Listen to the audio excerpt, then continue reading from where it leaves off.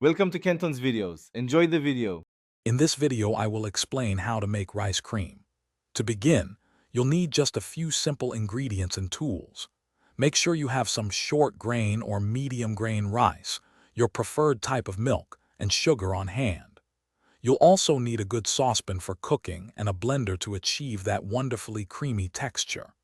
Having these items ready will make the process smooth and enjoyable, setting you up for a delicious treat. Next, let's prepare the rice base.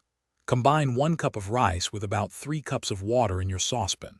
Bring it to a boil, then reduce the heat to low, cover, and simmer until the rice is incredibly soft and mushy. This might take around 20 to 30 minutes. It's crucial for the rice to be overcooked, almost like a porridge, so it blends smoothly later. Remember to stir occasionally to prevent it from sticking. Now for the magic step that creates the creaminess. Carefully transfer your very soft, cooked rice into a blender. Add about 2 cups of milk to the blender with the rice. Blend on high until the mixture is completely smooth and free of any rice grains.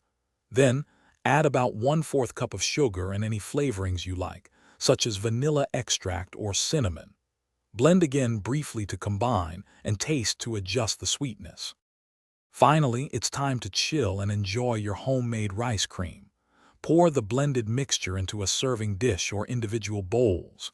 Cover it and refrigerate for at least 2 hours, or until it's thoroughly chilled and has thickened to your desired consistency.